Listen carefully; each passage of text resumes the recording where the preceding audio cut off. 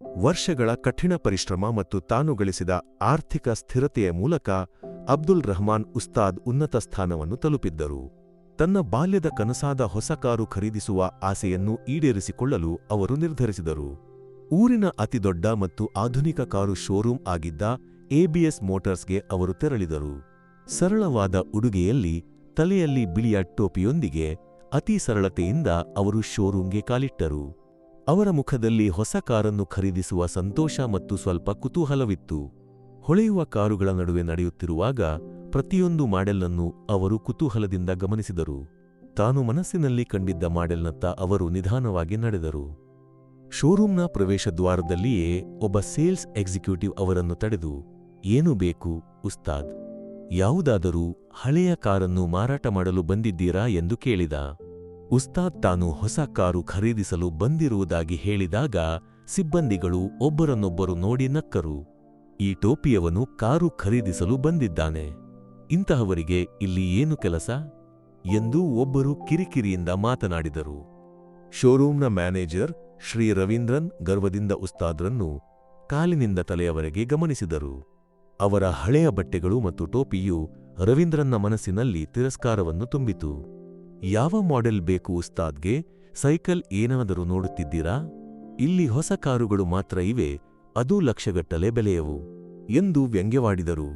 ಸಿಬ್ಬಂದಿಗಳು ಅವರ ಸರಳತೆ ಮತ್ತು ರೂಪವನ್ನು ಕಂಡು ಗೇಲಿ ಮಾಡಿದರು. ಇವನಿಗೆ ಡೀಸೆಲ್ ತುಂಬಲು ಹಣವಿರದಿರಬಹುದು, ಆಗ ಕಾರು ಖರೀದಿಸುವುದಾದರೂ ಏನು ಎಂದು ಒಬ್ಬರು ತನ್ನ ಸ್ನೇಹಿತನೊಂದಿಗೆ ಹೇಳಿದ್ದನ್ನು ಉಸ್ತಾದ್ ಕೇಳಿದರು. ಅವರು ಕಾರುಗಳನ್ನು ತೋರಿಸಲು ಕೂಡ ಸಿದ್ಧರಿರಲಿಲ್ಲ. ಒಂದು ಮೂಲೆಯಲ್ಲಿ ಕುಳಿತುಕೊಳ್ಳಲು ಹೇಳಿ ಅವರು ತಮ್ಮ ಇತರ ಕೆಲಸಗಳಲ್ಲಿ ಮಗ್ನರಾದರು. ಕೆಲವರು ಉಸ್ತಾದ್ರನ್ನು ನೋಡಿ ರಹಸ್ಯವಾಗಿ ನಕ್ಕರು.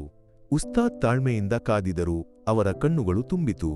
ವರ್ಷಗಳಿಂದ ಮನಸ್ಸಿನಲ್ಲಿ ಕೊಂಡೊಯ್ದ ಕನಸನ್ನು ಈ ಗರ್ವಿಷ್ಠ ಸಿಬ್ಬಂದಿಗಳು ಕ್ಷಣದಲ್ಲಿ ಒಡೆದು ಹಾಕಿದರೆಂದು ಅವರು ನೋವಿನಿಂದ ಯೋಚಿಸಿದರು. ಆ ಅವಮಾನವು ಅವರ ಹೃದಯದಲ್ಲಿ ಒಂದು ಕಿಡಿಯಾಗಿ ಉರಿಯಿತು. ಗೇಲಿಗಳನ್ನು ಸಹಿಸಲಾಗದೆ, ಒಂದೇ ಒಂದು ಮಾತಿಗೂ ಉತ್ತರಿಸದೆ ಉಸ್ತಾದ್ ಕಣ್ಣೀರಿನಿಂದ ಶೋರೂಮ್ನಿಂದ ಹೊರಟರು. ಅವರ ಮನಸ್ಸಿನಲ್ಲಿ ಅವಮಾನದ ಕಿಡಿಯೂ ಉರಿಯಿತು. ಆದರೆ ಆ ಅವಮಾನವು ಅವರನ್ನು ದುರ್ಬಲಗೊಳಿಸಲಿಲ್ಲ, ಬದಲಿಗೆ ಹೊಸ ದೃಢನಿಶ್ಚಯಕ್ಕೆ ಕಾರಣವಾಯಿತು. ಇನ್ನು ಯಾರಿಗೂ ಈ ರೀತಿಯ ಕೆಟ್ಟ ಅನುಭವವಾಗಬಾರದು. ಈ ಗರ್ವಿಷ್ಠರಿಗೆ ನಾನು ಉತ್ತರ ನೀಡುತ್ತೇನೆ ನನ್ನ ಕಠಿಣ ಪರಿಶ್ರಮದಿಂದ ಎಂದು ಮನಸ್ಸಿನಲ್ಲಿ ದೃಢವಾಗಿ ನಿರ್ಧರಿಸಿ ಅವರು ಮರಳಿದರು.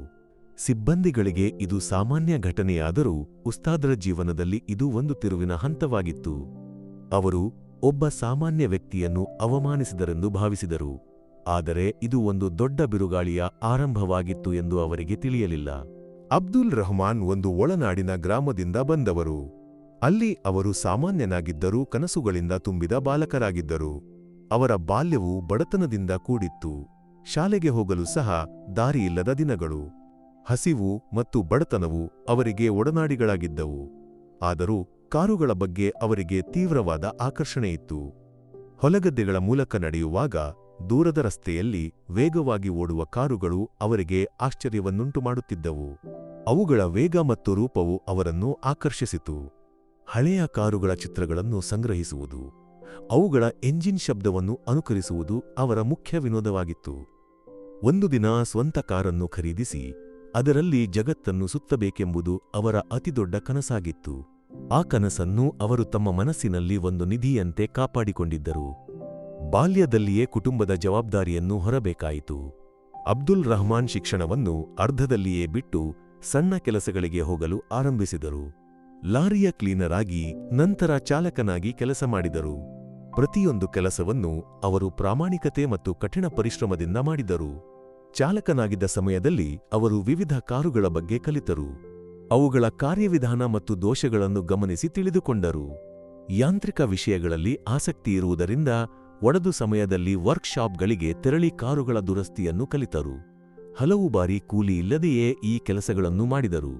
ನಂತರ ಹಳೆಯ ಕಾರುಗಳನ್ನು ಖರೀದಿಸಿ ದುರಸ್ತಿ ಮಾಡಿ ಮಾರಾಟ ಮಾಡುವ ಸಣ್ಣ ವ್ಯಾಪಾರವನ್ನು ಆರಂಭಿಸಿದರು. ವ್ಯಾಪಾರದಲ್ಲಿ ಪ್ರಾಮಾಣಿಕತೆ ಮತ್ತು ಕಠಿಣ ಪರಿಶ್ರಮವು ಅವರ ಗುರುತಾಗಿತ್ತು. ಸಣ್ಣ ಲಾಭದಲ್ಲಿಯೂ ಅವರು ತೃಪ್ತರಾಗಿದ್ದರು. ಈ ಸಣ್ಣ ವ್ಯಾಪಾರದಿಂದಲೇ ಅವರ ಆರ್ಥಿಕ ಸ್ಥಿರತೆಯ ಮೊದಲ ಹೆಜ್ಜೆಗಳು ಆರಂಭವಾದವು. ಅಬ್ದುಲ್ ರಹಮಾನ್ ಉಸ್ತಾದ್ಗೆ ಸ್ನೇಹಮಯ್ಯಾದ ಪತ್ನಿ ಫಾತಿಮಾ ಮತ್ತು 3 ಮಕ್ಕಳಿದ್ದರು. ಫಾತಿಮಾ ಅವರ ಎಲ್ಲ ಕನಸುಗಳಿಗೂ ಬೆಂಬಲವಾಗಿದ್ದರು. ತನಗೆ ದೊರಕದ ಶಿಕ್ಷಣವನ್ನು ಮಕ್ಕಳಿಗೆ ನೀಡಬೇಕೆಂಬ ಆಸೆ ಅವರಿಗಿತ್ತು. ಇದಕ್ಕಾಗಿ ಅವರು ಹಲವು ತ್ಯಾಗಗಳನ್ನು ಸಹಿಸಿದರು. ತಮ್ಮ ಅಗತ್ಯಗಳನ್ನು ಬದಿಗಿಟ್ಟು ಮಕ್ಕಳ ಶಿಕ್ಷಣಕ್ಕೆ ಹಣವನ್ನು ಕಲೆ ಹಾಕಿದರು. ಅವರ ಮಕ್ಕಳು ಬುದ್ಧಿವಂತರಾಗಿದ್ದರು. ಹಿರಿಯ ಮಗ ಅಹ್ಮದ್ ಎಂಜಿನಿಯರಿಂಗ್ ಓದಿ ವಿದೇಶದಲ್ಲಿ ಉನ್ನತ ಕೆಲಸವನ್ನು ಪಡೆದ. ಮಗಳು ಆಯಿಷಾ ವೈದ್ಯೆಯಾದಳು. ಕಿರಿಯ ಮಗ ಸಲೀಂ ಬಿಸಿನೆಸ್ ಮ್ಯಾನೇಜ್ಮೆಂಟ್ನಲ್ಲಿ ಪದವಿಯನ್ನು ಪಡೆದ. ಮಕ್ಕಳ ಯಶಸ್ಸು ಅವರಿಗೆ ದೊಡ್ಡ ಸಂತೋಷವನ್ನು ನೀಡಿತು. ಕುಟುಂಬವು ಅವರ ಕನಸುಗಳಿಗೆ ಯಾವಾಗಲೂ ಆಸರೆಯಾಗಿತ್ತು. ವಿಶೇಷವಾಗಿ ಮಕ್ಕಳ ವಿದೇಶದ ಆದಾಯವು ಅವರ ಹೊಸ ಉದ್ಯಮಗಳಿಗೆ ದೊಡ್ಡ ಬೆಂಬಲವಾಗಿತ್ತು. ಅಬ್ದುಲ್ ರಹಮಾನ್ ಉಸ್ತಾದ್ ಕೇವಲ ಒಬ್ಬ ವ್ಯಾಪಾರಿಯಾಗಿರಲಿಲ್ಲ, ಊರಿನ ಮಸೀದಿಯ ಉಸ್ತಾದ್ ಕೂಡ ಆಗಿದ್ದರು. ಧಾರ್ಮಿಕ ವಿಷಯಗಳಲ್ಲಿ ಜ್ಞಾನ ಮತ್ತು ಆಳವಾದ ತಿಳಿವಳಿಕೆ ಇರುವುದರಿಂದ ಊರಿನ ಜನರು ಅವರನ್ನು ಗೌರವದಿಂದ ಕಂಡರು. ಅವರ ಉಪನ್ಯಾಸಗಳನ್ನು ಕೇಳಲು ದೂರದ ಸ್ಥಳಗಳಿಂದಲೂ ಜನರು ಬರುತ್ತಿದ್ದರು. ಸಾಮಾಜಿಕ ಕಾರ್ಯಗಳಲ್ಲಿ ಸಹ ಅವರು ಸಕ್ರಿಯವಾಗಿ ತೊಡಗಿದ್ದರು. ಬಡವರಿಗೆ ಸಹಾಯ ಮಾಡಲು, ಸಮಸ್ಯೆಗಳಲ್ಲಿ ಮಧ್ಯಸ್ಥಿಕೆ ವಹಿಸಲು ಅವರು ಯಾವಾಗಲೂ ಮುಂದಿರುತ್ತಿದ್ದರು. ಆದ್ದರಿಂದ ಊರಿನಲ್ಲಿ ಅವರಿಗೆ ದೊಡ್ಡ ಜನಪಿನಾಲೆ ಇತ್ತು. ಆದರೆ ಈ ಸಾಮಾಜಿಕ ಪ್ರಭಾವವು ಎಬಿಎಸ್ ಮೋಟಾರ್ಸ್ನ ಸಿಬ್ಬಂದಿಗಳಿಗೆ ತಿಳಿದಿರಲಿಲ್ಲ. ಒಬ್ಬ ಸಾಮಾನ್ಯ ವ್ಯಕ್ತಿ ಎಂದು ಭಾವಿಸಿ ಅವರು ಅವರನ್ನು ವ್ಯಂಗ್ಯವಾಡಿದ್ದರು. ಎಬಿಎಸ್ ಮೋಟಾರ್ಸ್ನಿಂದ ಮರಳಿದ ನಂತರ ಉಸ್ತಾದ್ ಆ ರಾತ್ರಿ ನಿದ್ದೆ ಮಾಡಲಿಲ್ಲ. ಅವಮಾನವು ಅವರ ಮನಸ್ಸಿನಲ್ಲಿ ಒಂದು ತೀವ್ರವಾದ ಪ್ರೇರಣೆಯಾಗಿ ಮಾರ್ಪಟ್ಟಿತು. ತಾನು ಕಂಡ ಕನಸು ಕೇವಲ ಕಾರು ಖರೀದಿಸುವುದರಲ್ಲಿ ಮಾತ್ರ ಸೀಮಿತವಾಗಿಲ್ಲ, ಅದಕ್ಕಿಂತ ದೊಡ್ಡ ಗುರಿಯೊಂದು ತನ್ನ ಮುಂದಿದೆ ಎಂದು ಅವರು ತಿಳಿದುಕೊಂಡರು. ಈ ದೇಶದಲ್ಲಿ ಆತ್ಮಾಭಿಮಾನವುಳ್ಳ ಯಾವೊಬ್ಬರಿಗೂ ಈ ರೀತಿಯ ಅನುಭವವಾಗಬಾರದು. ಹಣದಿಂದಾಗಲಿ ಉಡುಗೆಯಿಂದಾಗಲಿ ಯಾರನ್ನೂ ಅಳೆಯಬಾರದು ಎಂದು ಅವರು ಮನಸ್ಸಿನಲ್ಲಿ ದೃಢವಾಗಿ ನಿರ್ಧರಿಸಿದರು. ತನ್ನ ದೀರ್ಘಕಾಲದ ಕನಸಾದ ಕಾರು ಶೋರೂಮ್ನನ್ನು ಈ ವ್ಯಂಗ್ಯವು ಒಂದು ಪ್ರತಿಜ್ಞೆಯಾಗಿ ಮಾರ್ಪಡಿಸಿತು. ಮರುದಿನ ಬೆಳಿಗ್ಗೆ ಅವರು ತಮ್ಮ ಮಕ್ಕಳನ್ನು ಮತ್ತು ಪತ್ನಿಯನ್ನು ಕರೆದು ಎಬಿಎಸ್ ಮೋಟಾರ್ಸ್ನಲ್ಲಿ ನಡೆದ ಘಟನೆಯನ್ನು ಹೇಳಿದರು. ಮಕ್ಕಳಿಗೆ ಕೋಪವೂ ದುಃಖವೂ ಉಂಟಾಯಿತು. ಅಪ್ಪ, ಚಿಂತಿಸಬೇಡಿ, ನಾವು ಅವರಿಗಿಂತ ದೊಡ್ಡ ಶೋರೂಮ್ ಆರಂಭಿಸೋಣ ಎಂದು ಕಿರಿಯ ಮಗ ಸಲೀಂ ಉತ್ಸಾಹದಿಂದ ಹೇಳಿದ. ಆಗಲೇ ಉಸ್ತಾದ್ ತಮ್ಮ ಆರ್ಥಿಕ ಸ್ಥಿರತೆಯ ಬಗ್ಗೆ ಕುಟುಂಬಕ್ಕೆ ಮುಕ್ತವಾಗಿ ಹೇಳಿದರು. ವರ್ಷಗಳಿಂದ ಅವರು ರಿಯಲ್ ಎಸ್ಟೇಟ್, ಚಿನ್ನದ ಅಂಗಡಿಗಳು, ಷೇರು ಮಾರುಕಟ್ಟೆಯಲ್ಲಿ ಹೂಡಿಕೆ ಮಾಡಿದ್ದರು. ಜೊತೆಗೆ ಅವರಿಗೆ ಸ್ವಂತವಾಗಿ ದೊಡ್ಡ ಕೃಷಿ ಭೂಮಿಯೂ ಇತ್ತು. ಮಕ್ಕಳ ವಿದೇಶದ ಆದಾಯವು ಇದಕ್ಕೆ ದೊಡ್ಡ ಬೆಂಬಲವಾಗಿತ್ತು. ಹೊಸ ಕಾರು ಶೋರೂಮ್ ಆರಂಭಿಸಲು ಬೇಕಾದುದಕ್ಕಿಂತ ಹೆಚ್ಚಿನ ಹಣ ಅವರ ಕೈವಶವಿತ್ತು. ಕುಟುಂಬಕ್ಕೆ ಕೂಡ ಅವರ ಆರ್ಥಿಕ ಸಾಮರ್ಥ್ಯದ ಬಗ್ಗೆ ಅಷ್ಟೊಂದು ತಿಳಿವಳಿಕೆ ಇರಲಿಲ್ಲ. ಅವರು ಆಶ್ಚರ್ಯದಿಂದ ಉಸ್ತಾದ್ರನ್ನು ನೋಡಿದರು. ಉಸ್ತಾದ್ ಕೇವಲ ಶೋರೂಮ್ ಆರಂಭಿಸಲು ನಿರ್ಧರಿಸಲಿಲ್ಲ, ಅವರು ವಿವರವಾದ ಅಧ್ಯಯನವನ್ನು ಆರಂಭಿಸಿದರು. ಮಕ್ಕಳ ಸಹಾಯದಿಂದ ವಿಶ್ವದ ಅತ್ಯುತ್ತಮ ಕಾರು ಶೋರೂಮ್ಗಳ ಬಗ್ಗೆ, ಅವುಗಳ ಗ್ರಾಹಕ ಸೇವೆಗಳ ಬಗ್ಗೆ ಅಧ್ಯಯನ ಮಾಡಿದರು. ಜಪಾನ್, ಜರ್ಮನಿ, ಅಮೆರಿಕಾದ ಪ್ರಮುಖ ಕಾರು ಶೋರೂಮ್ಗಳನ್ನು ನೇರವಾಗಿ ಭೇಟಿಯಾದರು. ಅಲ್ಲಿನ ಪ್ರತಿಯೊಂದು ಸಣ್ಣ ವಿಷಯವನ್ನು ಗಮನಿಸಿದರು. ಗ್ರಾಹಕರಿಗೆ ಒಂದು ಸ್ಮರಣೀಯ ಅನುಭವವನ್ನು ಹೇಗೆ ನೀಡಬಹುದು ಎಂಬುದರ ಬಗ್ಗೆ ಅವರು ಸಂಶೋಧನೆ ನಡೆಸಿದರು. ಹೊಸ ತಂತ್ರಜ್ಞಾನ, ಮಾರ್ಕೆಟಿಂಗ್ ತಂತ್ರಗಳು, ಸಿಬ್ಬಂದಿಗಳಿಗೆ ತರಬೇತಿಯ ರೀತಿ, ಮಾರಾಟದ ನಂತರದ ಸೇವೆಯ ಪ್ರಾಮುಖ್ಯತೆ ಇವೆಲ್ಲವನ್ನೂ ಅವರು ತಿಳಿದುಕೊಂಡರು.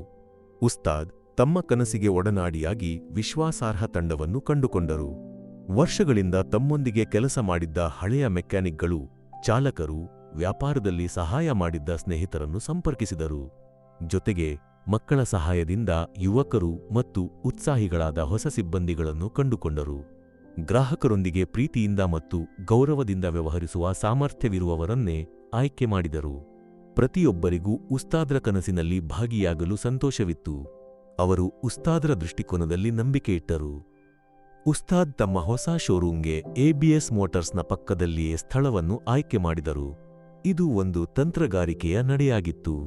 ಅವರನ್ನು ಸೋಲಿಸಲು ಅವರ ಪಕ್ಕದಲ್ಲಿಯೇ ನಾವು ಬೆಳೆಯಬೇಕು ಎಂದು ಅವರು ತಮ್ಮ ತಂಡಕ್ಕೆ ಹೇಳಿದರು. ದೊಡ್ಡ ಭೂಮಿಯನ್ನು ಖರೀದಿಸಿ ಆಧುನಿಕ ಸೌಕರ್ಯಗಳೊಂದಿಗೆ ಶೋರೂಮ್ ಕಟ್ಟಲು ನಿರ್ಧರಿಸಿದರು. ತಿಂಗಳುಗಟ್ಟಲೆ ನಿರ್ಮಾಣ ಕಾರ್ಯದ ನಂತರ ಅಲ್ ಅಮೀನ್ ಮೋಟಾರ್ಸ್ ಎಂಬ ಹೆಸರಿನಲ್ಲಿ ಹೊಸ ಶೋರೂಮ್ ಉದ್ಭವಿಸಿತು. ಅಲ್ ಅಮೀನ್ ಎಂಬ ಹೆಸರು ಅವರ ಪ್ರಾಮಾಣಿಕತೆ ಮತ್ತು ವಿಶ್ವಾಸಾರ್ಹತೆಯನ್ನು ಸೂಚಿಸಿತು. ಆ ಕಟ್ಟಡವು ಎಬಿಎಸ್ ಮೋಟಾರ್ಸ್ಗಿಂತ ದೊಡ್ಡದಾಗಿಯೂ ಸುಂದರವಾಗಿಯೂ ಇತ್ತು. ಅಲ್ ಅಮೀನ್ ಮೋಟಾರ್ಸ್ ಕೇವಲ ಕಾರು ಶೋರೂಮ್ ಆಗಿರಲಿಲ್ಲ, ಇದು ಗ್ರಾಹಕರಿಗೆ ಒಂದು ಅನುಭವವನ್ನು ನೀಡುವ ಕೇಂದ್ರವಾಗಿತ್ತು. ಶೋರೂಮ್ನಲ್ಲಿ ಮಕ್ಕಳಿಗೆ ಆಟದ ಸ್ಥಳ, ಮಹಿಳೆಯರಿಗೆ ವಿಶ್ರಾಂತಿಗಾಗಿ ಸುಂದರವಾದ ಲಾಂಜ್, ಕಾಫಿ ಶಾಪ್, ಪುಸ್ತಕಾಲಯ, ಒಂದೇ ಕಿಟಕಿಯಲ್ಲಿ ಸಾಲದ ಸೌಕರ್ಯಗಳನ್ನು ನೀಡುವ ಕೌಂಟರ್ಗಳು, ಆಧುನಿಕ ಸರ್ವಿಸಿಂಗ್ ಸೆಂಟರ್ ಎಲ್ಲವನ್ನೂ ಒದಗಿಸಲಾಗಿತ್ತು. ಟೆಸ್ಟ್ ಡ್ರೈವ್ಗಾಗಿ ವಿಶೇಷ ಟ್ರ್ಯಾಕ್ ಕೂಡ ಇತ್ತು. ಇಲ್ಲಿಗೆ ಬರುವ ಪ್ರತಿಯೊಬ್ಬ ಗ್ರಾಹಕರನ್ನೂ ಕುಟುಂಬದ ಸದಸ್ಯರಂತೆ ಸ್ವಾಗತಿಸಲಾಯಿತು. ಅವರಿಗೆ ವೈಯಕ್ತಿಕ ಗಮನವನ್ನು ನೀಡಲಾಯಿತು. ಅಲ್ ಅಮೀನ್ ಮೋಟಾರ್ಸ್ನ ಉದ್ಘಾಟನೆಯು ದೊಡ್ಡ ಯಶಸ್ಸಾಗಿತ್ತು. ಊರಿನ ಪ್ರಮುಖ ವ್ಯಕ್ತಿಗಳು, ರಾಜಕೀಯ ನಾಯಕರು, ಸಾವಿರಾರು ಸಾಮಾನ್ಯ ಜನರು ಚಟುವಟಿಕೆಯಲ್ಲಿ ಭಾಗವಹಿಸಿದರು.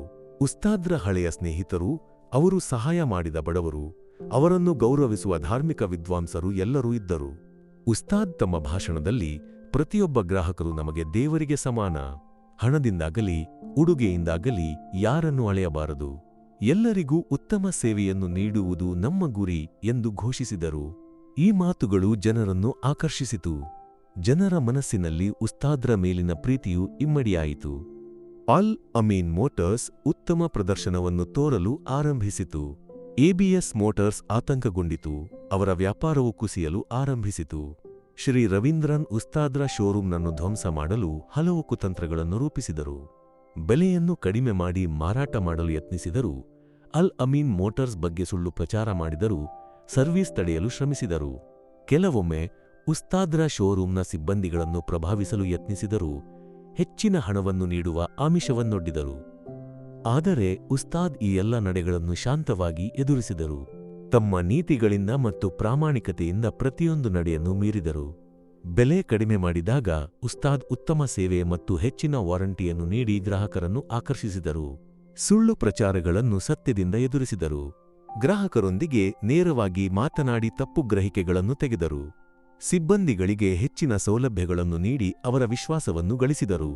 ಪ್ರತಿಯೊಂದು ಬಾರಿಯೂ ಉಸ್ತಾದ್ ಎಬಿಎಸ್ ಮೋಟಾರ್ಸ್ನ ನಡೆಗಳನ್ನು ಮೀರಿದ್ದು ರೋಮಾಂಚಕ ಕ್ಷಣಗಳಾಗಿದ್ದವು. ಅಲ್ ಅಮೀನ್ ಮೋಟಾರ್ಸ್ ಶೀಘ್ರವಾಗಿ ಗ್ರಾಹಕರ ವಿಶ್ವಾಸವನ್ನು ಗಳಿಸಿತು. ಸಿಬ್ಬಂದಿಗಳ ಪ್ರಾಮಾಣಿಕತೆ, ಸಮಸ್ಯೆಗಳಿಗೆ ಶೀಘ್ರ ಪರಿಹಾರ ಕಂಡುಕೊಳ್ಳುವ ಸಾಮರ್ಥ್ಯ, ಮಾರಾಟದ ನಂತರದ ಸೇವೆಯ ಶ್ರೇಷ್ಠತೆ ಇವೆಲ್ಲವೂ ಉಸ್ತಾದ್ರ ಶೋರೂಮ್ಗೆ ಆಸ್ತಿಯಾಯಿತು. ಗ್ರಾಹಕರ ನಡುವೆ ಅಲ್ ಅಮೀನ್ ಮೋಟಾರ್ಸ್ ಒಳ್ಳೆಯ ಮಾತುಗಳಿಂದ ಹರಡಿತು. ಅಲ್ಲಿಗೆ ಹೋದರೆ ಯಾರೂ ನಮ್ಮನ್ನು ಗೇಲಿ ಮಾಡುವುದಿಲ್ಲ, ಚೆನ್ನಾಗಿ ಗೌರವಿಸುತ್ತಾರೆ ಎಂಬ ಅಭಿಪ್ರಾಯವು ಹರಡಿತು. ಎಬಿಎಸ್ ಮೋಟಾರ್ಸ್ನಲ್ಲಿ ಕೆಟ್ಟ ಅನುಭವವನ್ನು ಹೊಂದಿದ್ದವರು ಅಲ್ ಅಮೀನ್ಗೆ ಬದಲಾದರು. ಅಲ್ ಅಮೀನ್ ಮೋಟಾರ್ಸ್ನ ಮುನ್ನಡೆಯಿಂದ ಎಬಿಎಸ್ ಮೋಟಾರ್ಸ್ ಆರ್ಥಿಕವಾಗಿ ಕುಸಿಯಲು ಆರಂಭಿಸಿತು. ಅವರ ವ್ಯಾಪಾರವು ಸಂಪೂರ್ಣವಾಗಿ ಸ್ಥಗಿತಗೊಂಡಿತು. ಗ್ರಾಹಕರೆಲ್ಲರೂ ಉಸ್ತಾದ್ರ ಶೋರೂಮ್ಗೆ ಬದಲಾದರು. ಬ್ಯಾಂಕ್ಗಳಿಂದ ಸಾಲ ಪಡೆದು ಉಳಿಯಲು ಯತ್ನಿಸಿದರೂ ಸಾಲವು ಹೆಚ್ಚಾಯಿತು. ಸಿಬ್ಬಂದಿಗಳ ವೇತನವು ತಡೆಯಾಯಿತು. ಕೊನೆಗೆ ಎಬಿಎಸ್ ಮೋಟಾರ್ಸ್ ಮುಚ್ಚುವ ಭೀತಿಗೆ ಒಳಗಾಯಿತು. ಶೋರೂಮ್ನ ಮುಂಭಾಗದಲ್ಲಿ ಮಾರಾಟಕ್ಕೆ ಎಂಬ ಬೋರ್ಡ್ನು ಇಡಲಾಯಿತು. ಕರ್ಮದ ಫಲ, ಉಸ್ತಾದ್ರನ್ನು ವ್ಯಂಗ್ಯವಾಡಿದ್ದ ಸಿಬ್ಬಂದಿಗಳಿಗೆ ಕೆಲಸ ಕಳೆದುಕೊಂಡಿತು. ಇದು ಅವರ ಜೀವನದಲ್ಲಿ ದೊಡ್ಡ ತೊಂದರೆಗಳನ್ನು ಉಂಟುಮಾಡಿತು. ಕೆಲವರು ಸಾಲದ ಸುಳಿಗೆ ಸಿಲುಕಿದರು. ಕುಟುಂಬದಲ್ಲಿ ಸಮಸ್ಯೆಗಳು ಎದುರಾದವು. ಮಕ್ಕಳ ಶಾಲಾ ಶುಲ್ಕವನ್ನು ಸಹ ಪಾವತಿಸಲಾಗದ ಸ್ಥಿತಿಯಾಯಿತು. ಶ್ರೀ ರವೀಂದ್ರನ್ ಸೇರಿದಂತೆ ಯಾರಿಗೂ ಹೊಸ ಕೆಲಸ ಸಿಗಲಿಲ್ಲ. ಅವರ ಗರ್ವವು ಅವರಿಗೆ ಶಾಪವಾಯಿತು. ಅವರಿಗೆ ತಲೆ ಎತ್ತಿ ನಡೆಯಲು ಕೂಡ ಸಾಧ್ಯವಾಗಲಿಲ್ಲ. ಅಲ್ ಅಮೀನ್ ಮೋಟಾರ್ಸ್ ಶೀಘ್ರವಾಗಿ ಗ್ರಾಹಕರ ವಿಶ್ವಾಸವನ್ನು ಗಳಿಸಿತು. ಸಿಬ್ಬಂದಿಗಳ ಪ್ರಾಮಾಣಿಕತೆ, ಸಮಸ್ಯೆಗಳಿಗೆ ಶೀಘ್ರ ಪರಿಹಾರ ಕಂಡುಕೊಳ್ಳುವ ಸಾಮರ್ಥ್ಯ, ಮಾರಾಟದ ನಂತರದ ಸೇವೆಯ ಶ್ರೇಷ್ಠತೆ ಇವೆಲ್ಲವೂ ಉಸ್ತಾದ್ರ ಶೋರೂಮ್ಗೆ ಆಸ್ತಿಯಾಯಿತು. ಗ್ರಾಹಕರ ನಡುವೆ ಅಲ್ ಅಮೀನ್ ಮೋಟಾರ್ಸ್ ಒಳ್ಳೆಯ ಮಾತುಗಳಿಂದ ಹರಡಿತು. ಅಲ್ಲಿಗೆ ಹೋದರೆ ಯಾರೂ ನಮ್ಮನ್ನು ಗೇಲಿ ಮಾಡುವುದಿಲ್ಲ, ಚೆನ್ನಾಗಿ ಗೌರವಿಸುತ್ತಾರೆ ಎಂಬ ಅಭಿಪ್ರಾಯವು ಹರಡಿತು. ಎಬಿಎಸ್ ಮೋಟಾರ್ಸ್ನಲ್ಲಿ ಕೆಟ್ಟ ಅನುಭವವನ್ನು ಹೊಂದಿದ್ದವರು ಅಲ್ ಅಮೀನ್ಗೆ ಬದಲಾದರು. ಅಲ್ ಅಮೀನ್ ಮೋಟಾರ್ಸ್ನ ಮುನ್ನಡೆಯಿಂದ ಎಬಿಎಸ್ ಮೋಟಾರ್ಸ್ ಆರ್ಥಿಕವಾಗಿ ಕುಸಿಯಲು ಆರಂಭಿಸಿತು. ಅವರ ವ್ಯಾಪಾರವು ಸಂಪೂರ್ಣವಾಗಿ ಸ್ಥಗಿತಗೊಂಡಿತು. ಗ್ರಾಹಕರೆಲ್ಲರೂ ಉಸ್ತಾದ್ರ ಶೋರೂಮ್ಗೆ ಬದಲಾದರು. ಬ್ಯಾಂಕ್ಗಳಿಂದ ಸಾಲ ಪಡೆದು ಉಳಿಯಲು ಯತ್ನಿಸಿದರೂ ಸಾಲವು ಹೆಚ್ಚಾಯಿತು. ಸಿಬ್ಬಂದಿಗಳ ವೇತನವು ತಡೆಯಾಯಿತು. ಕೊನೆಗೆ ಎಬಿಎಸ್ ಮೋಟಾರ್ಸ್ ಮುಚ್ಚುವ ಭೀತಿಗೆ ಒಳಗಾಯಿತು. ಶೋರೂಮ್ನ ಮುಂಭಾಗದಲ್ಲಿ ಮಾರಾಟಕ್ಕೆ ಎಂಬ ಬೋರ್ಡ್ನು ಇಡಲಾಯಿತು. ಕರ್ಮದ ಫಲ, ಉಸ್ತಾದ್ರನ್ನು ವ್ಯಂಗ್ಯವಾಡಿದ್ದ ಸಿಬ್ಬಂದಿಗಳಿಗೆ ಕೆಲಸ ಕಳೆದುಕೊಂಡಿತು. ಇದು ಅವರ ಜೀವನದಲ್ಲಿ ದೊಡ್ಡ ತೊಂದರೆಗಳನ್ನು ಉಂಟುಮಾಡಿತು. ಕೆಲವರು ಸಾಲದ ಸುಳಿಗೆ ಸಿಲುಕಿದರು. ಕುಟುಂಬದಲ್ಲಿ ಸಮಸ್ಯೆಗಳು ಎದುರಾದವು. ಮಕ್ಕಳ ಶಾಲಾ ಶುಲ್ಕವನ್ನು ಸಹ ಪಾವತಿಸಲಾಗದ ಸ್ಥಿತಿಯಾಯಿತು. ಶ್ರೀ ರವೀಂದ್ರನ್ ಸೇರಿದಂತೆ ಯಾರಿಗೂ ಹೊಸ ಕೆಲಸ ಸಿಗಲಿಲ್ಲ. ಅವರ ಗರ್ವವು ಅವರಿಗೆ ಶಾಪವಾಯಿತು. ಅವರಿಗೆ ತಲೆ ಎತ್ತಿ ನಡೆಯಲು ಕೂಡ ಸಾಧ್ಯವಾಗಲಿಲ್ಲ. ಕಾಲಕ್ರಮೇಣ ಆ ಸಿಬ್ಬಂದಿಗಳಿಗೆ ತಮ್ಮ ತಪ್ಪು ಅರಿವಾಯಿತು. ಉಸ್ತಾದ್ರ ಕೀಳೆ ಪ್ರಾಮಾಣಿಕ ಮತ್ತು ವಿನಯವುಳ್ಳ ಸಿಬ್ಬಂದಿಗಳಾಗಿ ಮಾರ್ಪಟ್ಟರು. ಶ್ರೀ ರವೀಂದ್ರನ್ ಕೂಡ ಕೊನೆಗೆ ಉಸ್ತಾದ್ರ ಅತ್ಯಂತ ವಿಶ್ವಾಸಾರ್ಹ ಸಿಬ್ಬಂದಿಯಾದರು. ತೀರ್ಮಾನ: ಅಲ್ ಅಮೀನ್ ಮೋಟಾರ್ಸ್ ಕೇರಳದ ಅತಿದೊಡ್ಡ ಕಾರು ಶೋರೂಂ ಜಾಲವಾಗಿ ಬೆಳೆಯಿತು. ಅಬ್ದುಲ್ ರಹಮಾನ್ ಉಸ್ತಾದ್ ಒಂದು ವ್ಯಾಪಾರ ಸಾಮ್ರಾಜ್ಯವನ್ನು ಕಟ್ಟಿಹಾಕಿದ್ದು ಕೇವಲ ಹಣದಿಂದ ಮಾತ್ರವಲ್ಲ, ಬದಲಿಗೆ ಪ್ರಾಮಾಣಿಕತೆ, ಕಠಿಣ ಪರಿಶ್ರಮ, ವಿನಯ, ಗ್ರಾಹಕರೊಂದಿಗಿನ ಆತ್ಮಾರ್ಥತೆಯಿಂದಾಗಿತ್ತು. ಈ ಕಥೆ ಕರ್ಮದ ಫಲದ ಬಗ್ಗೆ, ವಿನಯದ ಶಕ್ತಿಯ ಬಗ್ಗೆ ಮತ್ತು ಸವಾಲುಗಳನ್ನು ಅವಕಾಶಗಳಾಗಿ ಪರಿವರ್ತಿಸುವ ಬಗ್ಗೆ ಒಂದು ಪ್ರೇರಣೆಯಾಗಿದೆ. ಮನುಷ್ಯರನ್ನು ಅವರ ಉಡುಗೆಯಿಂದಾಗಲಿ ಹಣದಿಂದಾಗಲಿ ಅಳೆಯಬಾರದೆಂಬ ಸಂದೇಶವನ್ನು ಈ ಕಥೆ ಯಾವಾಗಲೂ ನೆನಪಿಸುತ್ತದೆ.